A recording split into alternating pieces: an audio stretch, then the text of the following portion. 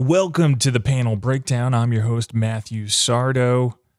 It is a nice Tuesday night, and I'm very excited to talk about Wildcats. This book brought the hotness of lettering to the table. I didn't think I was going to be like, hey, the most exciting part about this book is the lettering. But let's first, this is a very good cover. Puts all the key players that you want to have in Wildcats on the cover. You got Grifter, Spartan, got everybody that you recognize from the Wildcats universe. And then you're like, hey, we're going to have some action going on here. The first thing that I did notice about this, and this is me getting back into comic books, like more of the physical kind of thing, is I like this paper. And it allows me to turn the light on. Let's see. To where things will be a little bit brighter. And there won't be glare. You'll see the glare on the gloss cover. But this paper feels really good. And it makes the colors pop. It does. I don't know what it does. I don't know the science behind it. All I know is the flat colors look really rich to me. So whatever paper they're using with this flat color look, because there's still some sheen right in here, but all these colors look really rich. I mean, like this red is super dark, and you could see everything and all the detail, and he's got a slighter red here, but like these colors are just super rich in there, and like that is just like professional schnick. I mean, I don't schnick. I get stuck with that. But okay, so this is what we got. You got to flip to the last page because that's where all the credits are. But this book is, oh man, the more I look at the colors, I do see a trend. But I do like it a lot. Let's see if we can pare this glare down a little bit. So maybe you can. I'm going to find the perfect lights for transfer, because this color, I'm looking at it right here, and then I'm flipping up to the camera, and I'm like, okay, it's close, but it definitely looks better in person. I think that's the most thing. Okay, so you got Matt, the writer, Stephen, artist, Elmer's colors, Ferran's letters. Ferran's lettering knocks it out of the park. It elevates the book. The story is fun, and you get in the world of Wildcats, but like what he does with the lettering, it feels fresh to me, but also it like gives it a mood, and I want to talk more about that. But I want to like reference another DC book to see if it was just me or the book. So I also got new Golden Age today. And again, it has this nice lettering. But okay, let's see if we can see all that lettering, the letters right there. That is like traditional. That is like traditional lettering that I'm used to, and all the different comic books. And I mean, there's some good stuff going on right there. Everything looks good. It makes the story well. Whoever this artist is right here, I'm going to have to do some research because I love this panel here. But that's getting off track. But look at the colors pop. The colors pop on this paper. This paper DC is using is awesome. This is a little shinier. Could be the blacks in it. But yeah, see, okay. Now we get the blacks and there's some different stuff in there, but it's not. All right, let's get back to this book here. So Ferran is using a different lettering style, a different font. And it gives it, here, let's see. Okay. Let's get something close in here. Hey, bartender, I take another when you have a second. But there's like, it's like a markery kind of thing. It's got like a marker font. We'll have to talk about this. I'm trying to figure out how big I can go without blurring out the book for you. But it definitely gives it, to me, it gives it like a sarcastic feel, like a more of a second fiddle. I'm not saying it's bad. I'm saying it's disrespected feel to it. more. I'm trying to think of what the appropriate word would be for the lettering and the feeling that I'm getting, because it's all here. It definitely is. Maybe indie gives me a little bit more indie feel to it, but at least somebody's being creative. I'm not saying less corporate. That's it. And it's anti-establishment. I think that's the best thing I come with. It feels more anti-establishment. You got the panels over here, the lettering, and everything is a little off. And I love this. I like this little blood shadow here. I think that works really well. But yeah, there's the speech bubbles are different. There's a little twinge, a little tweak that makes me really enjoy this book. And I think this like anti-establishment lettering is what does it for me. Like what brings home the book to me. Like I love all these, the art grew on me as I read through, and that's always a good thing. You know, when you open up a book, you're like, okay, this is the feel that we got going on. I read it digitally first, and I didn't enjoy it as much, like the art. But now, like actually being here and having it right in front of me, I like it a lot. I really do. The colors, I think the color, it's clean, and then the colors add a lot of depth to it. I mean, we just got done looking at Mark Silvestri's Batman, so this is like a completely different style, you know, where all his like cross hatchings brings in the texture and the depth, to where this is like a more of a clean digital coloring, where the coloring adds a lot of depth and the colorist brings a lot to the table and really can like add to a book. Where's my favorite? This is where the book kind of like changed for me right here. Like I like this panel with the monkeys and the colors and like the reaction. There's a balance of color in here that is making me enjoy the book. There's something going on here. It could be, I mean, the balloons are coming straight across. It could be the way the monkeys are looking at it and like the angle. I don't know exactly what it is, but like there's something going on with this panel. And that's where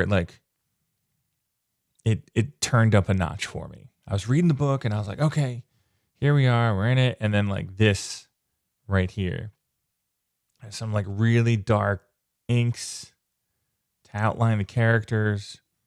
And then you got all these monkeys, and you got this like highly detailed monkey, and over here, less detailed. Like there's depth to it. So it could be the focus thing, like this dark kind of blur thing. Kind of like this is in focus. This is a little bit out of focus, like with the rough edges here. And then these guys are, you know, least focus. So like it could be like a depth perception that makes me enjoy this panel a lot. That's crazy. And that's why I like looking at books with you guys. The word balloons pop out, but they're not like stickery. And this is a solid, I mean, we've seen this a million times, but this is a solid picture right here. And the colors just set it up here. And then Nightwing showing up. Like, I'm like, okay, this is getting crazy. All right, where's my favorite panel? It's over here somewhere. My favorite panel is just like, these 90 covers. They're like, hey, Matt, can we have all your money? And I'm like, yeah, you probably can have all my money. So the advertising is working. This just cracks me up. Are they doing foil covers? That's crazy. Okay, more lettering. Look at these sound effects going crazy. I love it. Like everything is just kind of old school, like that thronk, scrunch. These are like old school, but they're different. Like, so somebody was just having fun. Somebody was just like, it's all different kinds of special effects going on. It's just, I think if you're a letterer, like this is a book to look at and be like, hey, this letterer had a lot of fun. He really amped up the energy of the comic book with the lettering, but didn't like take away from what was going on in the book. Like it's they get the number one star of the night, but like the team effort makes this. If that makes any sense to you guys. Dark Crisis on Infinite Earth. Oh, this is nice. This has got like a huge vibe going on right there. That coloring, everything right there, like that lights up. So good. All right, now we're in the action. This is where things kind of start. This is where my favorite. But yeah, it's like ding dong, ding dong, ding dong, bing bing bing. Like this is. So what Matt does well in this book is he sets up the action. It's like the jokes are kind of like, the punchline is kind of the joke, or the action is the punchline of the joke. And I think that works. It worked really well in the book for me. I enjoyed it. I'm excited to read the second issue. And that's all you really want from a first issue. Oh, I love these colors right here. These colors are awesome. Okay, so this is my favorite panel of the book. Because the way you read it in my head, and I'm making my movie in my head, it's like whap. And then you're like, oh, what is going on? Whoosh. And it's like kapow. And then crack. Like, and then you come up to this thronk. Like this panel right here and the movement and the way my brain made the action work, it just sounded beautiful in my head. Like this was an action movie that I really enjoyed. The whap, the whoosh, the kapow, the crack, and then just the action. Because the first thing I read is this, and I see this, and I'm like, okay, whoosh, what's going on? And then somebody else is getting hit, and then it comes into focus for me, where I see it's her, and then there's the final crack. It's just like, oh man, it flows so well, and the action is done well. And I'm trying to see all the color that's going on in this, and like there's the little lines right here in the background for the action. It works on so many levels. Like this is a little blurred, so it's in the middle. You know, this is like the one that's, I feel like, closest to you. So it's like right in your face. And then, you know, so this one is sounds kind of a little bit farther away, but this one's right in your face. And this one's kind of like, the sound effects in your ear kind of go to the right. Like, and then it pops up here and you're like, thronkins. Oh, so good. So yeah, this is my favorite panel in the comic book right here. I think it works really well. I think all the colors work. I think there's so many different fonts going on, which I guess could be a negative, but I think they work well because they're different movements within the thing. And then I think all the colors, like this color is pretty close to this color, and this color ties into the you know, the crack and the whoosh. Like, and I think they're all part of, like, you know, this color it's from here. You know, this color is a mix of here, and then like this could be her hair, and then the shirt. Like, I think all these colors kind of work in there. And then you have this giant page in the background where those colors drop down that kind of give it a nice border. So yeah, that is a really good panel. And I'm, because yeah, it's you got the setup going across, zigzags down. I think you got the ping, ping, ping, and then you're like, I think you might want to read this way, or you just come down. You know, you might come this way and then down, and you're like, okay, yeah. So it might go zigzag, but then you definitely come up, and my brain goes to here, and I read this. Like I don't. Yeah, so I might go that to this. I don't know, but this is amazing right here, and all these colors work. Yeah, the digital coloring on this book is so good. Her face, yeah, the anger, the face, like the emotions that she kind of goes through, and then just the fade out. So good, so good. Did you pick up Wildcats #1 today? And then this still gets me all chills and bonkery that like they're in the DC universe. And I know like this has been for a little bit, but like, you know, I picked these guys up in the 90s. I was waiting in line at a comic book shop. So that was the thing. I waited in line, not in line, but I waited for the UPS guy to get this book. And that's because I was waiting in line in the 90s to get the first book. And that was just like one of the coolest feelings as a kid. But yeah, Ferran Delgado's letters on this is like just knocks it out of the park. And Elmer Santos' colors, like those two people working together, they crushed some home runs today. They definitely crushed some home runs. Yeah, I think the whole thing works really well. I think, yeah.